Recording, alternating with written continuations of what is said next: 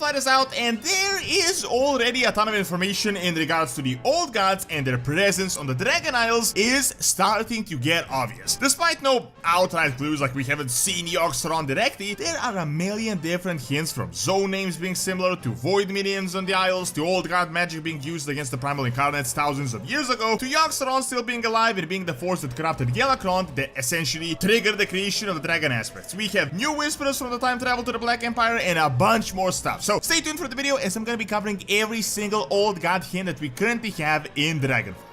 If you're looking for cheap games at amazing prices, check out this video sponsor, Gamivo. You can get everything from games to software, gift cards, and even get World of Warcraft Game Time and Dragonflight. You can get an even bigger discount with my code DORON, so make sure to click the link in the description below.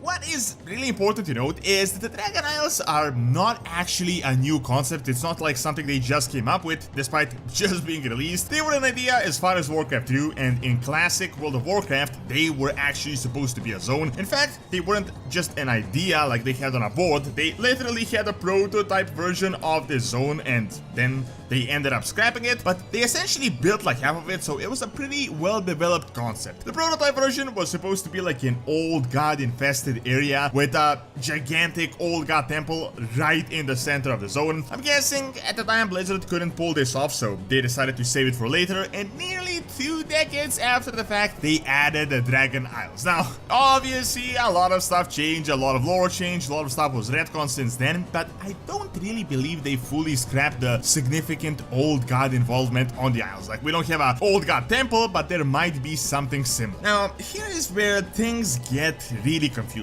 So, initially, we believed that the Dragon Isles were right in the center, near the Well of Eternity, which honestly makes the most amount of sense, but right now, just like the Centaur lore, this bit is kinda unclear, it's kinda like nowhere. The Legacies animated series confirmed that almost certainly the Dragon Isles were isles, and weren't a part of the single mega continent that was known as Kalimdor, which is essentially every other zone that we currently have, which means almost certainly they were around the current location, so northeast of the mega continent that was known as Kalimdor. Why they were not on that original Chronicle map? I'd say it's because they didn't really think of it through at the time, but the lore answer is probably the Titans didn't want us to learn about this place, so they hid it even from the ancient maps. Otherwise, like, people would try to reach it and search for the Dragon Isles. Unfortunately, this bit breaks a really interesting theory that I've seen around the community, which right now may be more of a coincidence than it is actually true, but someone compared the Black Empire map, where you could see like the old god territory, the territory of the vassals, the elemental lords. Now, the place where Terrazane was, like this tiny bit of territory, and we believe that the Dragon Isles was at the same place as well, suspiciously looked like Teldraszus. The shape of the zone, the mountains looked eerily similar, and the name is also super similar, Terrazane, Teldraszus. Plus, you see elemental influence like everywhere, like the entire Isles is like the elemental plane itself, it's just filled with elementals all over the place. However,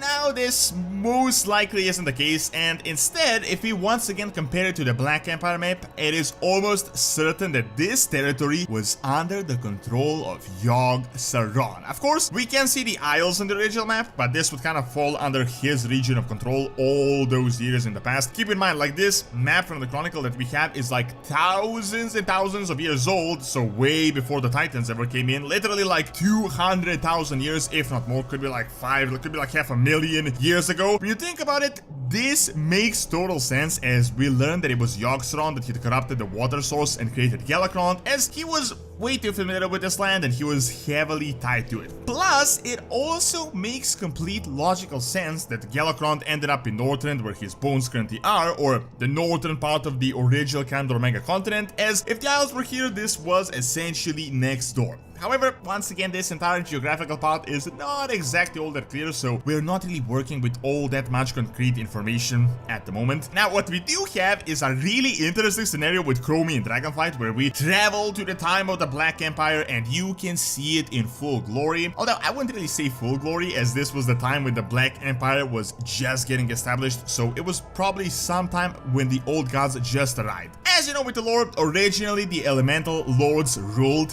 then the old gods gods came in, fought them, and enslaved them. Well, this scenario that you have is sort of the transitional period where you can see the elemental lords fighting in the background, so this is prior to them falling under the old god influence. Now, here we have some very interesting whispers that are actually excellent hints for what will happen. Some of these are old, some of these are super relevant to what we have. Her dreams sing beneath the surface. Our dreams, our song.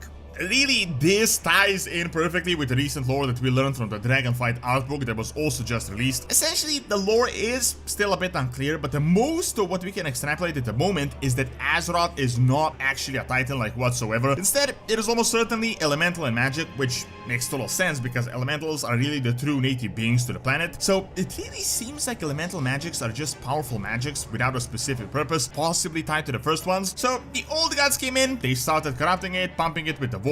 This is further confirmed with the other whispers that we see. Deeper its roots will reach, welcoming our embrace. Seeing that we know that the old gods literally dug themselves super deep into the crust of Azeroth, they were without a doubt pumping void energies into Azeroth left and right and attempting to awaken it as a super powerful void titan and to essentially win the cosmological war. Well, then the Titans came in to save the day, but with the current info, in all actuality, they were almost certainly just the competitors of the old gods, so they decided to get rid of the Black Empire to once again discard and imprison the native elementals that are probably really the only ones with a true right to rule Azeroth, and then they established their own facilities and their own servant races. So this was essentially Black Empire 2.0, just a lot nicer and a lot more sophisticated, and they also deleted a lot more history. Instead of the old god energies, they started pumping Order, Arcane into Azeroth, and they gave us the story that Azeroth is one of their own. With the Curse of Flesh and the old gods breaking the Titan grip and the Titan defeat against Sargeras, they also kind of failed in this mission to take over Azeroth, so now we're sort of at this weird crossroads of these great empires' goals, and we are really going to learn what actually went down and who Azeroth actually is. Now, with this being Yogg-Saron's territory more than likely, it is not a surprise at all that in the just released Exploring Azeroth Northern book, we learned that Yogg-Saron has only been contained, but that his presence is still active in Northern, so he was defeated, but essentially they're soft confirming that he is alive and he is around. I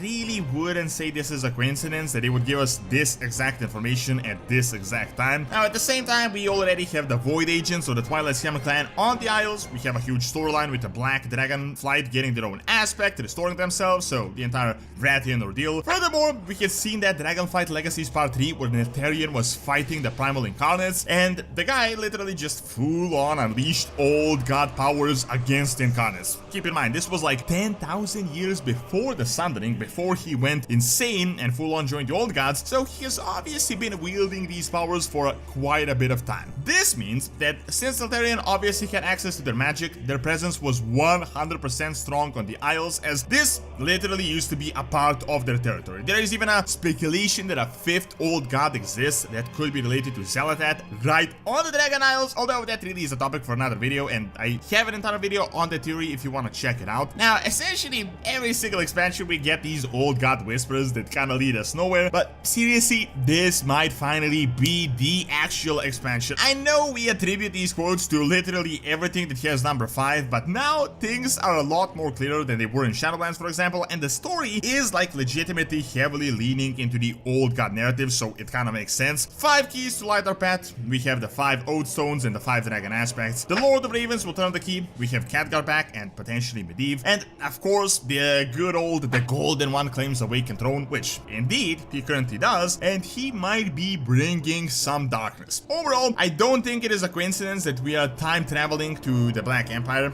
Now, personally, I'm not sure if the old gods are really going to establish themselves in the Dragonflight, and personally, I really wish we wouldn't get like a new N'Zoth patch, but like an entire expansion that leads into them to actually give the story proper justice. With Blizzard saying how they plan to make the expansions transition in a more seamless way and not as contained as before, this could also be a really good setup for something big to happen after the Dragonflight involving the old gods. Thank you for watching. Check out more information on how the Titans enslaved Azeroth exactly by clicking on the screen, and check out Nodes Academy for videos on real world history. See you next time.